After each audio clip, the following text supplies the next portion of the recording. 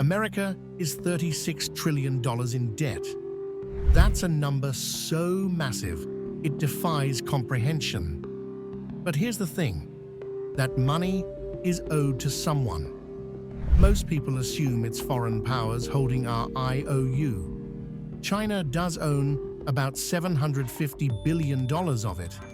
But here's where it gets weird. China itself is drowning in over $18 trillion of debt. So who's holding their debt? Chinese banks, who also own American debt. Meanwhile, American banks are holding debt from China, Europe, and practically everyone else. The deeper you dig, the more tangled it becomes. Every country is borrowing. Every country is lending.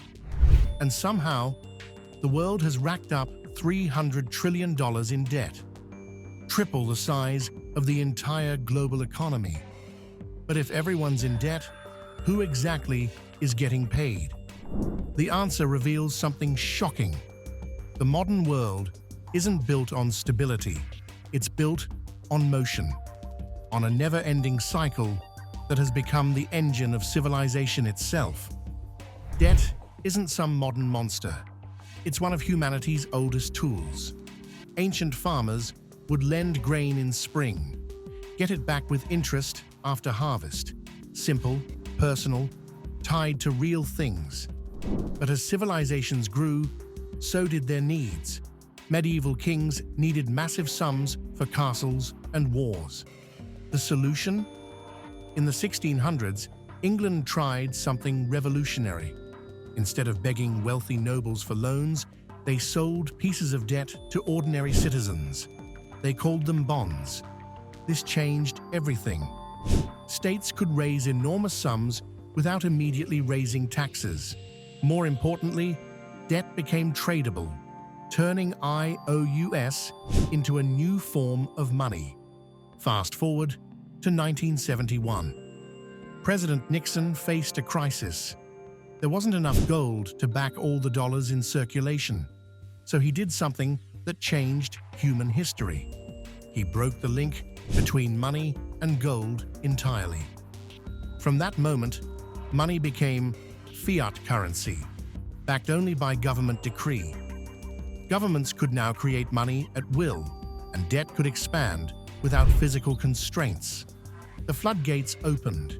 From the 1980s onward, global debt exploded. Countries discovered borrowing wasn't just for emergencies, it could fuel growth, build infrastructure, rescue economies. Debt became the engine of progress. Today, that engine has created a $300 trillion mountain. Stack that much money, and it would reach the moon and back 50 times. So who are we borrowing all this from? Here's what will blow your mind. Roughly 70% of America's $36 trillion debt is owed to Americans themselves. We are literally borrowing from ourselves. Here's how this invisible system works. When you deposit your paycheck, banks don't let it sit idle. They put that money to work by buying government bonds, safe investments that pay steady interest. Right now, US banks hold nearly $1.8 trillion in treasury bonds. Pension funds invest 25% of their assets in government bonds. Insurance companies, over 60%. This creates a hidden network where your savings become loan money for the government. That retirement contribution you made, it's probably financing federal spending right now. When the government pays interest on its debt, where does that money go? Right back into your pension fund, strengthening your retirement, back to your insurance company, stabilizing your policies. It's money circulating within our own system. Think of a family where one person borrows for expenses while another wants safe savings. It looks odd, but it's actually efficient, keeping money within the family system.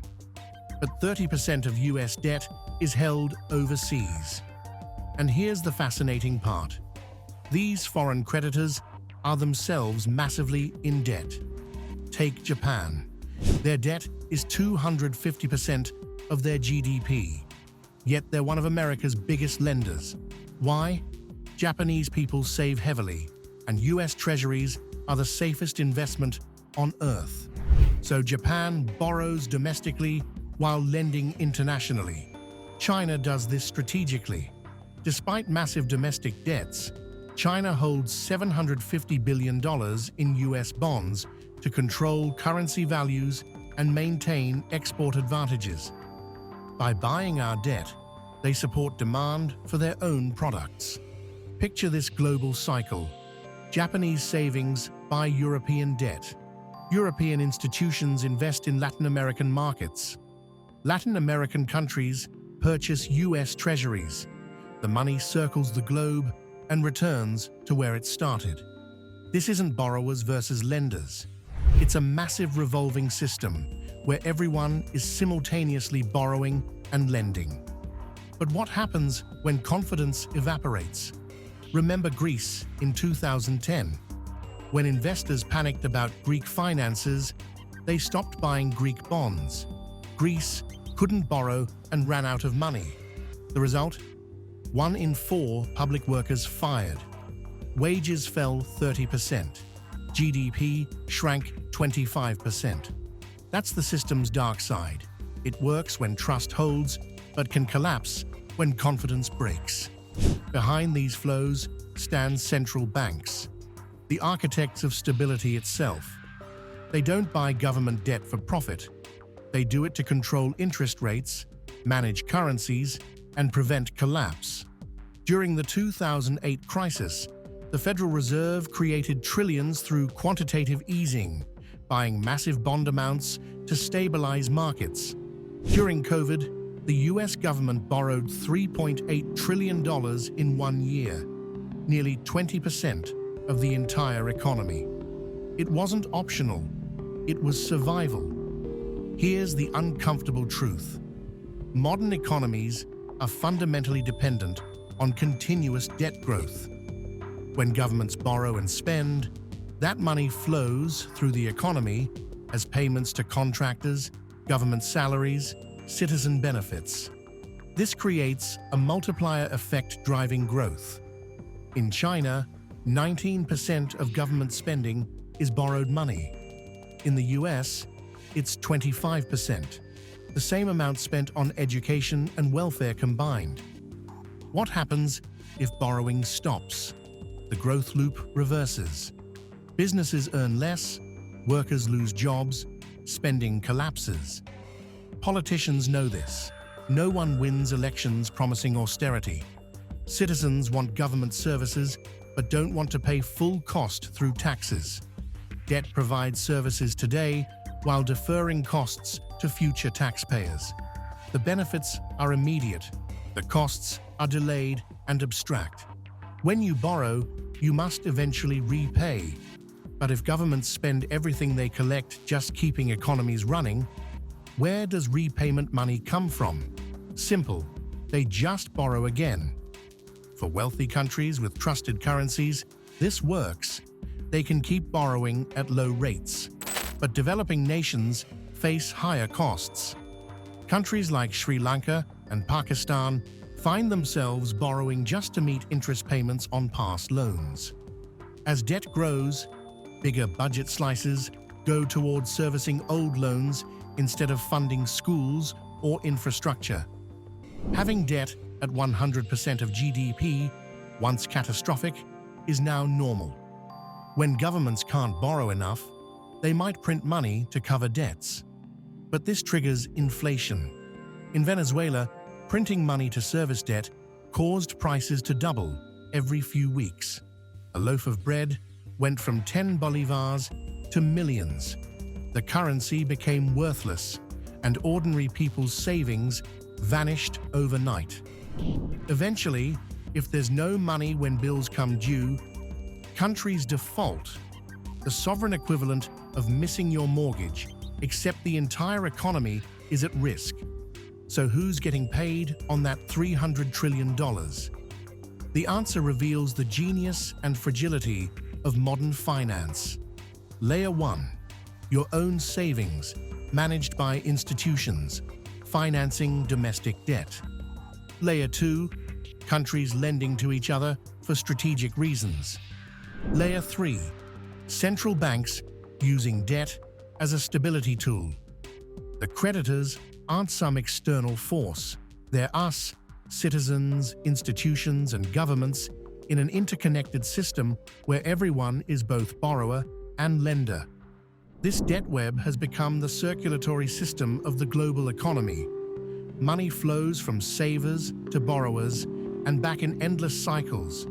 It's not unpaid bills waiting to explode, it's the engine powering modern civilization. But like any engine, it requires constant motion. The moment people stop lending, the moment confidence breaks, the system can seize up with devastating consequences. We're running the largest financial experiment in human history. Never before have so many countries carried such high debt levels in an interconnected global system.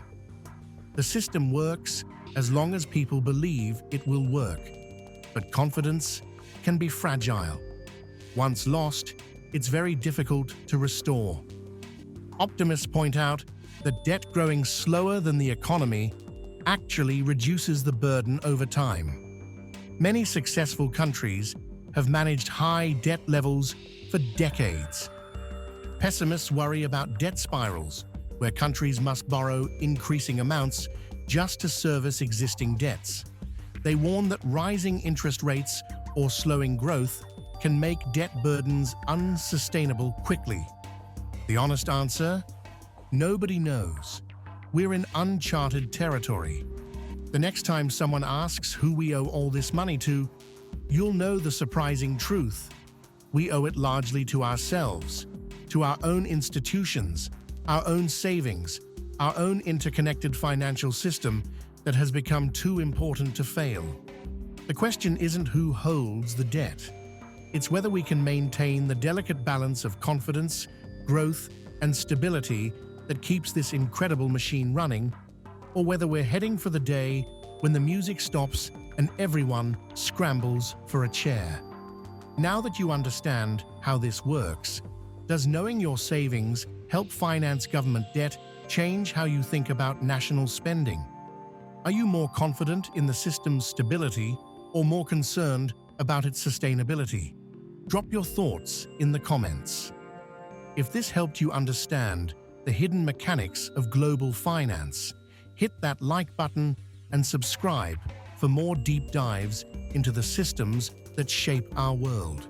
Because once you see how the machine really works, you can never look at economics the same way again.